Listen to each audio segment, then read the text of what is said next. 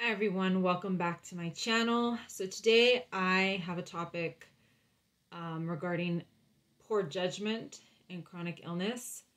So the reason this topic came up, I had, as always, my stories always start with an incident on Twitter. Lately it's just been, Twitter every day. So I follow a few people with chronic illnesses on Twitter, and there was one lady that we had been getting along really great, and she was really nice, and we messaged a little bit, and she was just a really nice person. She's sick. We have a similar illness, I guess. And she was posting something. She was like replying to somebody saying that the vaccine could cause long-term side effects or long-term negative effects. I don't know. And it was really strange to me because she is not the first chronically ill person that I have seen post things that are anti-vax. She's actually, I think, like the second person, and I can't wrap my head around it. Now, I do have a video on my channel where I talk about why I won't be getting the vaccine, at least as of right now. But I am in no way an anti-vaxxer. This was a personal decision based on my medical history, my doctors, and whatever information, and my current state of health, and whatever information I could get from my doctors about my condition and the possible effects of the vaccine on my specific condition. But everybody in my family is vaccinated. I highly encourage everyone who is healthy to get vaccinated, because that's the only way that we're going to get back to normal. And that's the only way to keep very, very vulnerable people like myself safe. I just cannot wrap my head around, and I understand this person's, or if this person does not want to get the vaccine, I get it. She's very ill, like myself. She has multiple different issues. And I understand that. And it is her choice whether she wants to get vaccinated or not. The weird thing is, why would you tell other people that don't have your same medical profile to not get vaccinated? And so I responded to her, and we had a back and forth, and she was, sending me bogus information, and you need to look up this doctor and that doctor. And she linked me to a couple of doctors that I guess she follows on social media. One of them was a veterinarian. Another one, I'm pretty sure, was fake. I don't think she was a real doctor. I could tell just by looking at these profiles that they're not real people, or they're definitely not credible people. I mean, one of them literally said DVM, which is a veterinarian. I couldn't understand, because other people getting vaccinated, it directly helps her, and it keeps her safe because she is vulnerable like myself. She's high risk. So it just baffles me that a sick person would discourage healthy people from getting the vaccine. One thing, during my time as somebody who has been chronically ill, I notice that I sort of go through episodes of just being kind of lost and not really knowing, which way to go as far as like treatments, as far as, decisions that I need to make regarding my health or regarding other things. And I do believe that chronic illness has a direct impact on your judgment. I may have done a video about this already, but I figured it's, this is a great time to go through this again because of our current, the current state of the world. And I do think that physically, whatever you've got going, if it's an autoimmune illness, if you just have a lot of inflammation, if it's an infection or a virus, it does affect your brain. I do believe that these things directly affect your brain, and that can have an impact on your judgment. The other side of it is that just being in pain, or even just constant nagging discomfort, can affect your judgment. You're going to make judgments, or you're going to make decisions based on how you feel. If you're in a lot of pain, your judgment's going to be very poor. You're going to be making rash decisions because you just want to get it done and over with. You have all this other, all these other physical distractions. So you can't really just sit and, think, am I making the right decision? Or let me go down the list of pros and cons. You just want to get it done and out of the way. So I do think that chronic illness affects your judgment negatively. There are doctors that will capitalize on this. There are a lot of quacks, a lot of, there even are legitimate doctors, legitimate MDs that will capitalize on this. And I myself have seen some of these doctors that will sell you whatever they can. There are some honest doctors that will not take you on as a patient, or they will just kind of try to distance themselves because they know that there's nothing that they can do for you. And as horrible as that feels, those doctors are trying to be honest to a certain degree. They're trying to tell you, look, there's nothing I can do for you, and I don't want to take your money anymore. But there are doctors that will happily take your money and not help you. And I do think that there are a lot of doctors out there that do this kind of stuff. This lady that I'm talking about from Twitter, I think she's seen, from my conversations with her, I think she's seen a doctor like that, because she's told me about, certain treatments. She says that there's a cure for her illness. There's no cure for our illness, because we have kind of the same thing.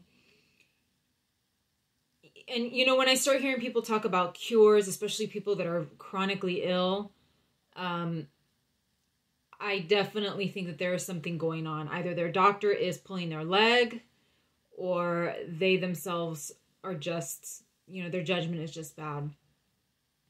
But like I said, my own personal experience has been, kind of going through these phases of poor judgment. I've engaged in very risky behavior. Because I directly, I can't just blame my illness for all of this, but I do think that part of the reason why I was engaging in risky behavior is because I didn't feel like I had any reason to take care of myself. Why am I going to play it safe or even take care of my own body when, I'm not going to get better? I had no medical treatment at the time. I now am on a medication, but at the time things were kind of not looking good, and I didn't think that I was ever going to get the medication that I needed. And so I was just like, who cares? I'm just going to do whatever I want. I was drinking, but not, I wasn't like an alcoholic or anything. I just was not supposed to be drinking alcohol, period. And so I kind of went back to that, drinking socially, and that did have an impact on my health in the long term. So, the risky behaviors, I think that's a direct issue with the brain, but also almost like, I don't want to say that it's like self-mutilation, but it's just like, I don't care. Like, I don't want to say it's a death wish, but it is similar to that, where it's like, I'm going to die anyways. I might as well just have a good time, And again, not taking care of yourself. And I think there are a lot of people with chronic medical conditions that stop taking care of themselves at a certain point because they're just like, oh, well, like, I'm not going to get better. So why am I even going to invest this much time in watching my diet, in exercising, doing whatever exercise I can, in even in just basic hygiene sometimes, you're like, who cares? I'm not getting better. Everything sucks. Why would I do this?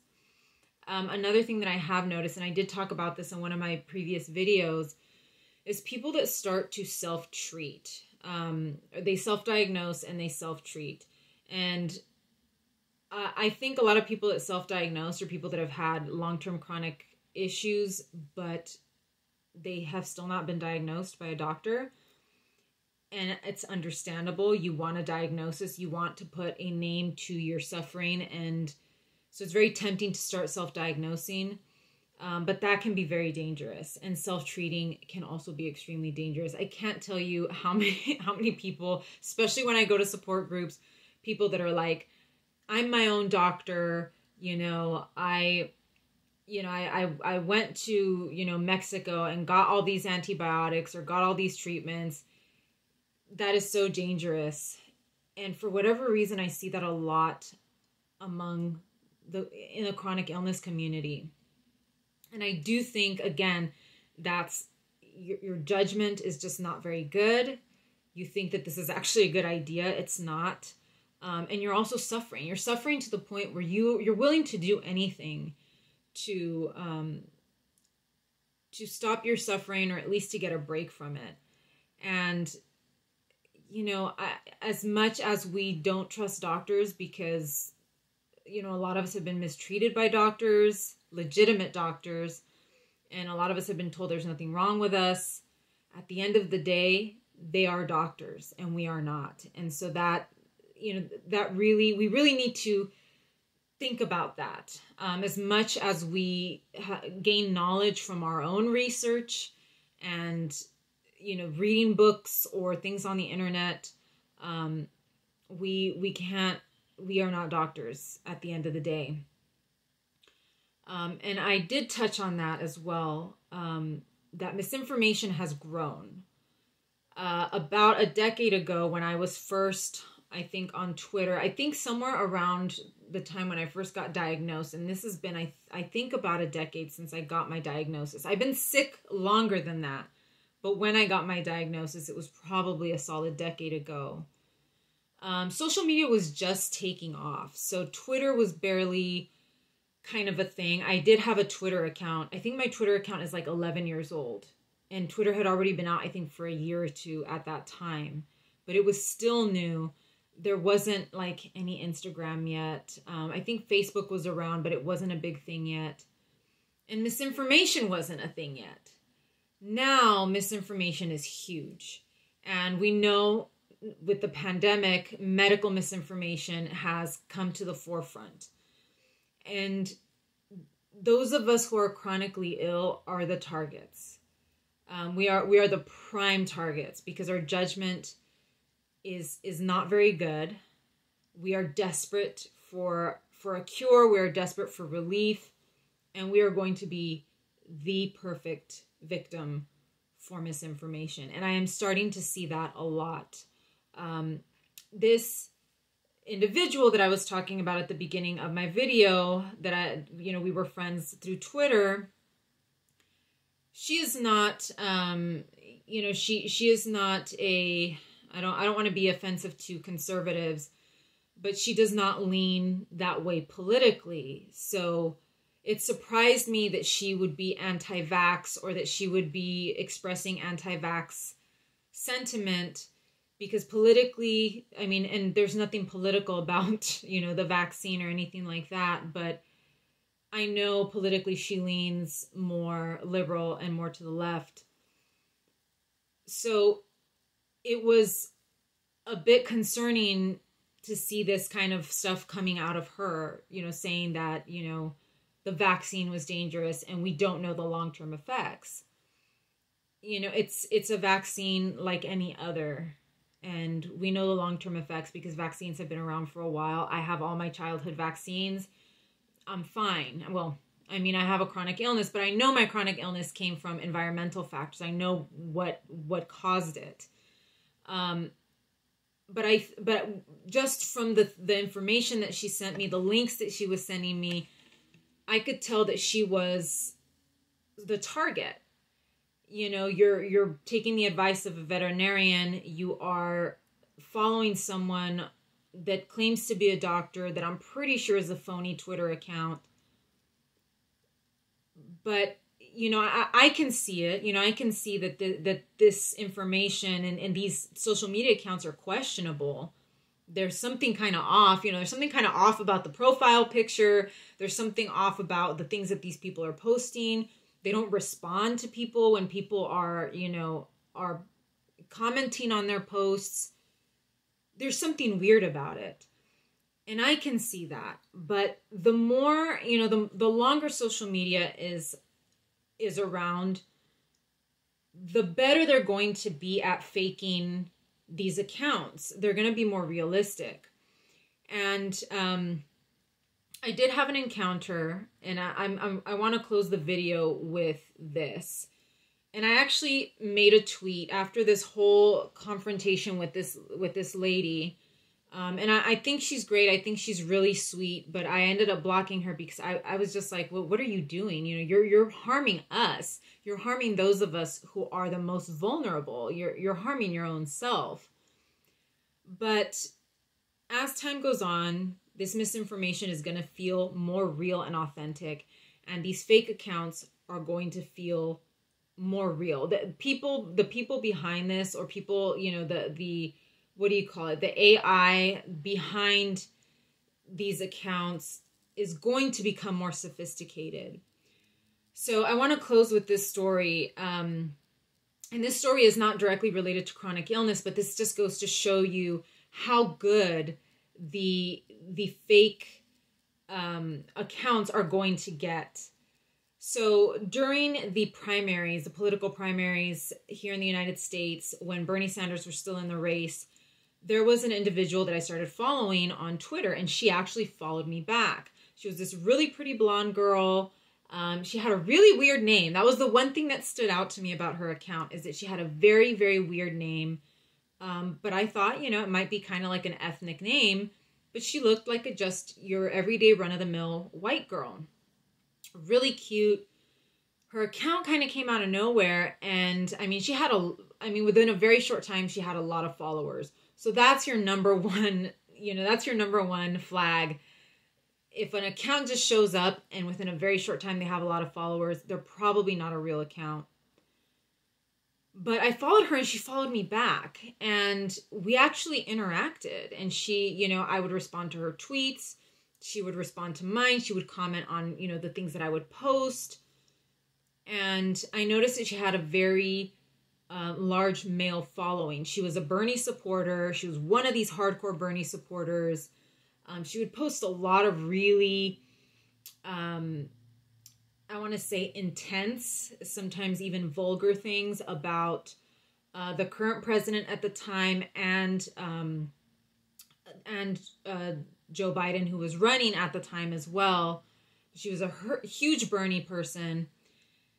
And I mean, she seemed very real. She had an entire life. She was an accountant. She would post pictures of herself. She had a dog. She you know, she was based in the LA area, which is not far from me. It was very, very real.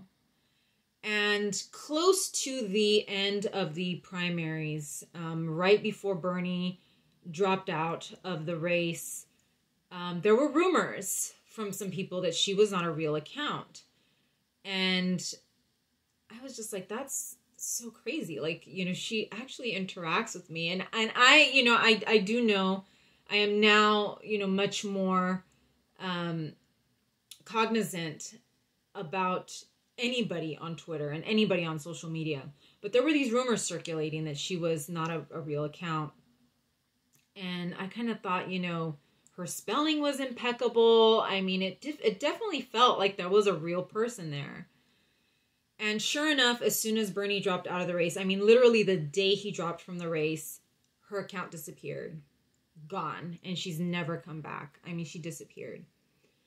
So one thing to, you know, I do believe there was a real person behind the account.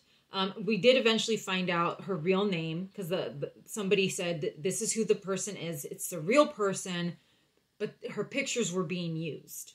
Her pictures were being used, and the person behind the account was someone else. And so, you know, there was a real person, this person whose pictures were being posted, that's a real person. But the person that was tweeting and the person behind the account, I think, was a different person.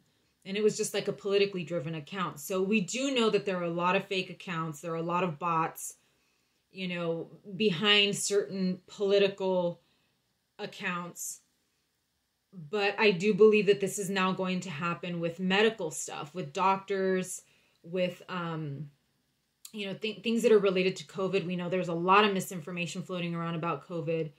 But there are real people out there spreading misinformation. There are people who somehow are making it their job and their duty to spread misinformation and to make you believe it. And as time goes on, these accounts will feel more real and more authentic because there is a person behind it. There's a real person behind it, but they are being dishonest. And I think, you know, with chronic illness, you're desperate, you're afraid as well. A lot of these accounts, they prey on your fear.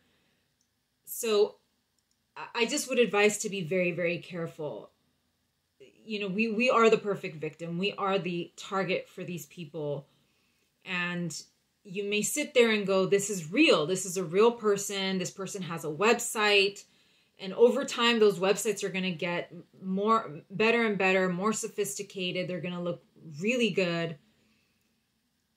And it's going to be harder and harder to differentiate whether these are fake accounts. It might even be a real doctor, and this doctor may actually be taking patients. They just don't know what they're doing. You know, there are crooked people out there. But that is one thing that kind of does scare me, because like I said, my judgment has been really bad at times. So when I am making a decision as far as what treatment I'm going to try next, I do take my time, even if it's a year, you know, even if it's a couple of years, I take my time. As long as I have the time, I try to really think about it, you know, write down a list, you know, write out the pros and cons. Ask yourself if what you're doing is hurting you. Not taking care of yourself, getting researching things on Twitter and on social media. Is that really a reliable place to be researching, your medical condition or anything that's going on? Go to reputable sites, the NIH, and even sometimes those sites, especially with something as new as COVID, their information is being constantly updated. But I definitely would not recommend doing your research on Twitter, on Facebook, even through Google. You know, look at the sites. What kind of credibility do they have? Look at the doctor. What kind of credibility do they have? What are their qualifications? Where did they go to school? How old are they? I remember I had a doctor telling me when she was and she was also, she was in her senior years, and she said, because I had already seen a few doctors, and she said, you need an older doctor. She said, you need a doctor that has been around for a while and that has seen plenty of cases, because you might have something rare. And that did end up being the case. I had a rare disease. And so an older doctor was able to sort of determine that, because he had seen lots of cases. And I think he had only seen maybe in his time as a doctor, he had seen maybe like 3 or 4 cases of whatever I had. So, you have to take these things into consideration. And remember, social media is not your friend. One of the things that I had learned from this experience, my experience on Twitter, is I would say at least 30%, if not more, of the people that you're following or that follow you are not real people. And of the people that are real, a lot of those people are trying to promote. They're trying to, I'm not thinking of the right word, but they're trying to present themselves in a way that is inaccurate. And a lot of us do that. I can't say that I haven't, but a lot of us do that. A lot of us try to present ourselves in a way that is not accurate to who we are in person. And there are people that deliberately do that because they want to attract followers or they want a certain kind of attention. And so we have to be very, very careful. Just don't trust it. Don't trust it at all. When you're on social media, do not trust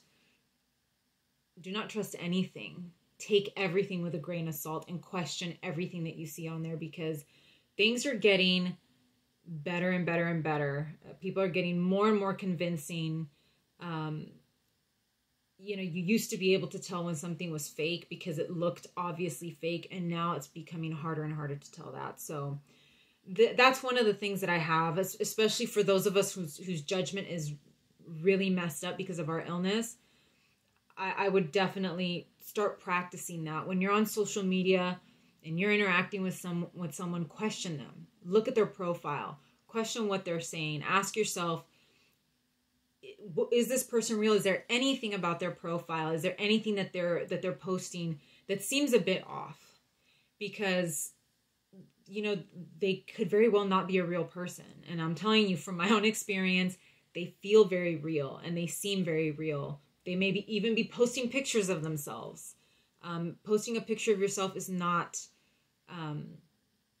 it does not mean that you're real, or it does not mean that they are real. And, you know, this individual that I'm talking about that was anti-vax, she even told me that a couple of people off of Twitter had told her that the vaccine had affected them negatively. And I said, you've never even met these people. And she goes, oh, they're real people. They're absolutely real people.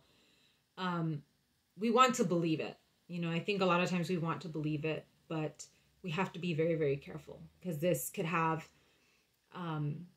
really serious consequences for those of us who are sick. So that's what I have for you guys today. I think this is a really good topic. I really want to hear what you guys are thinking about this. And if you guys have had any personal experiences with like a catfish or someone fake on the internet, because I've had a few experiences, but the one on Twitter, I think, was the prime, like the most convincing experience that I've ever had. So let me know in the comments. Please like and subscribe. That way you get alerts every time I post. I'm not posting all the time, as you guys know, but at least if you have your alerts on, you will get a notification whenever it is that I do post. So thank you so much for joining me today, and I will see you again